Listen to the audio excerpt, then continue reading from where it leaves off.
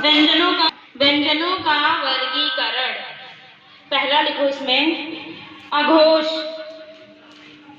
अघोष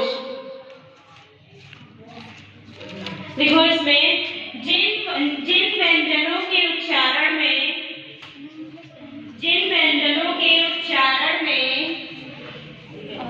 जिन व्यंजनों के उच्चारण में स्वर यंत्रियों में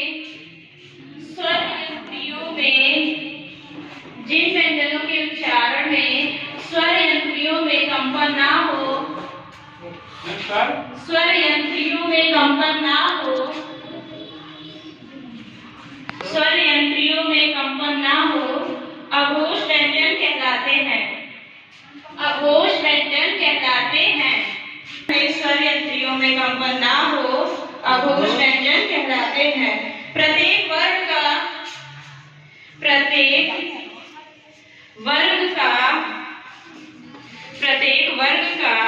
पहला और दूसरा वर्ण अघोष होता है। प्रत्येक वर्ण का पहला और दूसरा वर्ण अघोष होता है। हो गया?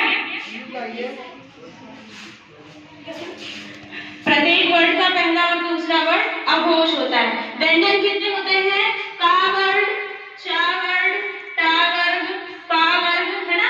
का, चा, टा, ता, पा, ये होते हैं व्यंजन आपके। इसमें जो पहला और दूसरा होता है वो क्या होता है? अघोष। बाकी के तीन वो अभी दूसरे होंगे। प्रत्येक वर्ण के पहले और दूसरे वर्ण क्या होते हैं? अघोष। जैसे उदाहरण लिख लो, प्रत्येक वर्ण का पहला दूसरा, जैसे का था, चा था, टा था, ता था, पा था, ये सब क्या है हमारे? हाँ देखो, किससे बताइए? ये वाला जो 35 व्यंजन होते हैं वो का से शुरू होते हैं। का, खा, यहाँ से का था, फिर ता था और फिर पा था। ये लास्ट में 5 होते हैं ना इसमें सब में। तो यहाँ पे क्या आता है? माँ, मतलब का से शुरू होता है और माँ में खत्म होता है। तो पहला और दूसरा जो होता है इसको हम क्या कहते हैं? अघोष कहते हैं। और बाकी के भी उसको हम दूसरा करके भी बताएं। पहले ये लिख लो आप लोग पूरा, ये आपका क्या है? अघोष है। अपनी हेडिंग डालो, घोष या फिर साघोष। घोष या साघोष, घोष या साघोष। इसमें लिखो आप लोग, इसमें लिखो जिन व्यंजनों के उच्चारण में जिन व्यंजनों के उच्चारण में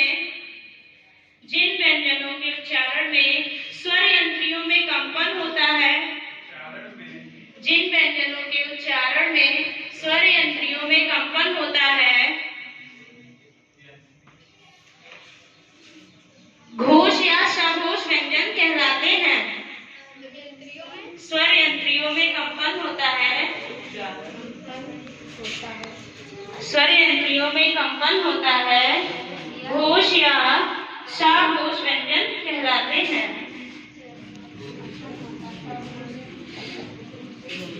हो गया? जिन व्यंजनों के उच्चारण में स्वर यंत्रियों में कंपन होता है, घोष या साघोष व्यंजन कहलाते हैं। उदाहरण में लिख लो, नहीं इसमें अभी आगे और लिखो, तथा प्रत्येक वर्ग का